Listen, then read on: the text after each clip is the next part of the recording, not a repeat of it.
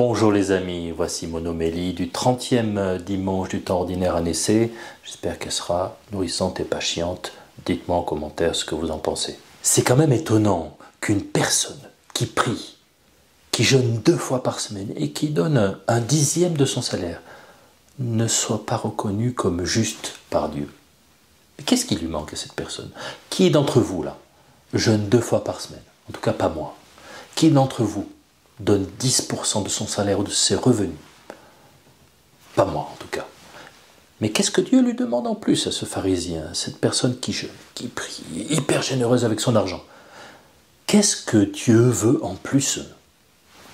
En fait, en relisant l'évangile, on voit que Dieu ne veut rien de plus. En fait. Il regarde les fruits d'une vie. Et dans l'évangile, il nous est dit que cette personne méprise les autres. Voilà la clé. En fait, une vie spirituelle authentique nous porte à découvrir d'une part une profonde humilité comme créature du Seigneur, nous sommes tous pécheurs pardonnés, et d'autre part, on découvre les dons des autres et la beauté de leur vie, de leur personne. Alors vous allez me dire que ce pharisien est une caricature qui n'existe pas.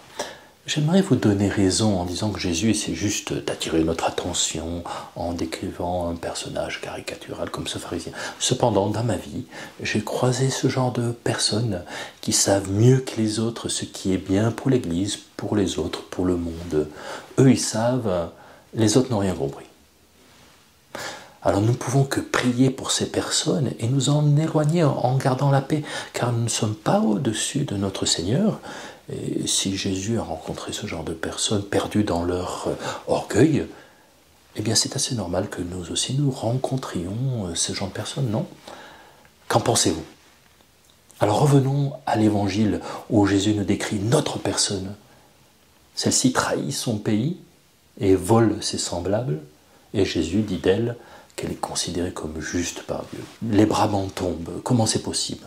C'est un publicain, c'est-à-dire un collaborateur de l'envahisseur romain. Il prélève les impôts pour l'occupant et s'en met plein les poches au passage.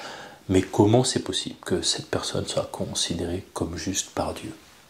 Alors là aussi, en relisant l'évangile, Jésus nous dit que cette personne s'est mise en vérité devant Dieu en disant « Mon Dieu, montre-toi favorable au pécheur que je suis. » Alors, ouais, ça a l'air simple. Non, pas si simple que ça en fait. Se montrer en vérité devant le Seigneur, c'est une grande grâce.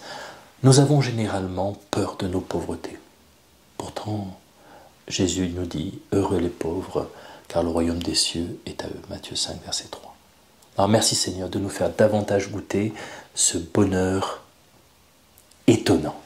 N'hésite pas à me partager un verset de l'Évangile ou ta méditation sur les lectures de ce dimanche. Tu peux le faire sous la vidéo, dans les commentaires. Alors vous savez que je suis en train de préparer un parcours d'accompagnement sur Internet dans les domaines du pardon, de la confiance en soi. Et j'ai eu quelques soucis techniques, je risque d'être en retard, je vous tiendrai au courant.